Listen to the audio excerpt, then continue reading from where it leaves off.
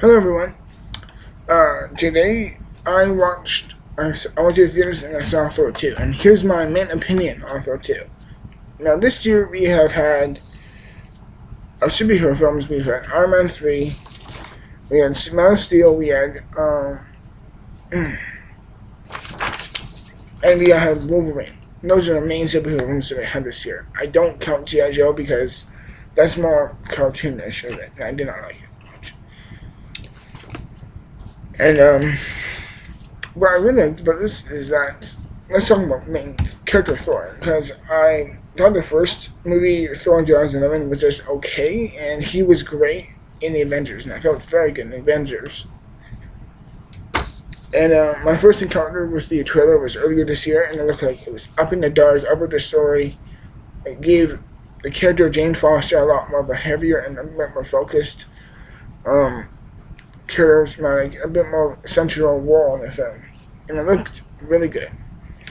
So I got really excited and hoping for this film for a long time. Now, I'm here and I'm here to talk about Thor 2. Now here's the good things about this film. The casting. Chris Hemsworth is fantastic as Thor. He really is really good.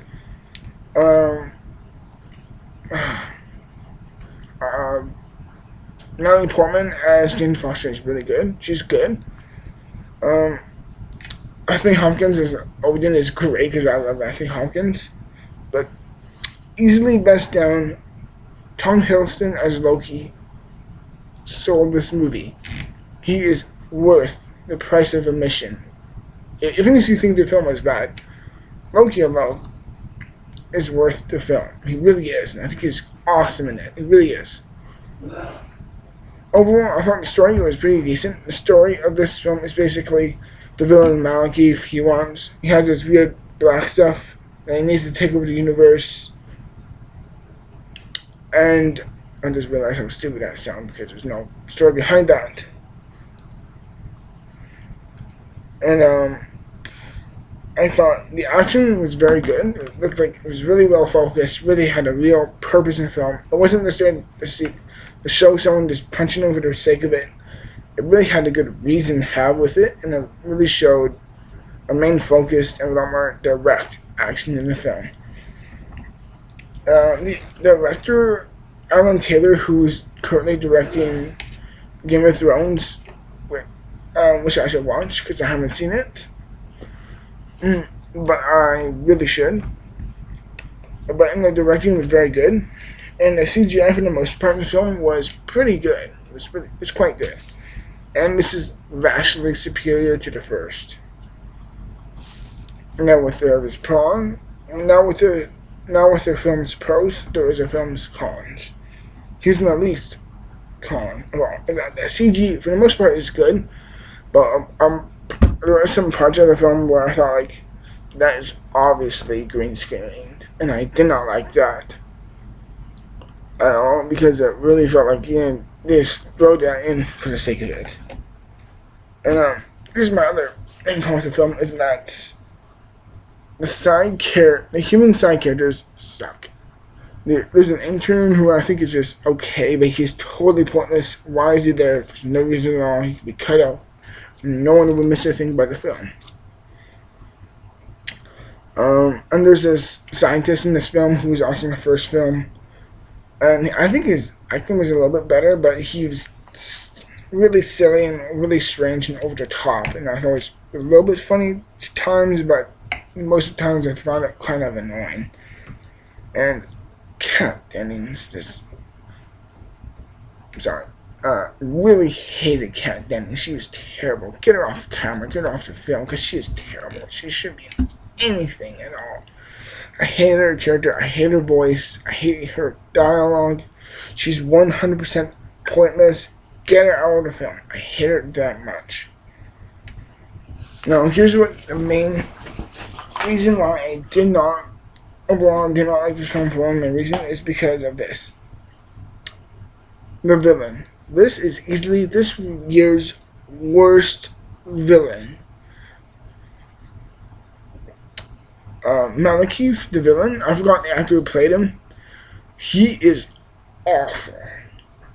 performance, God help him if he was trying, but he was coming off as really bland, really one-dimensional, and really all-around bland, boring, and forgettable. And there was no good motivation behind him, and I thought his backstory, there wasn't any, very piss poor showing of it. It was really not done well.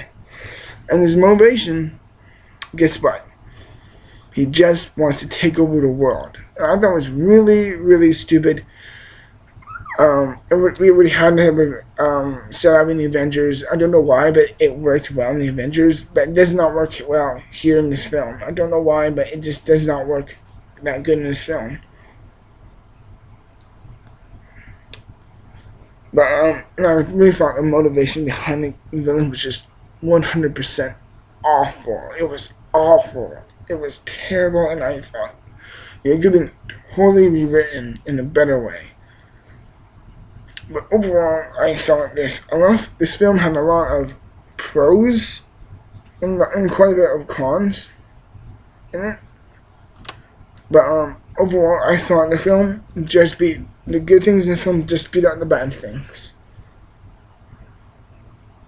And that's what I want to say about it.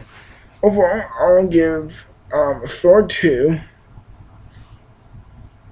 in my opinion, at least a 65 or 68 out of 100% in my view of this film.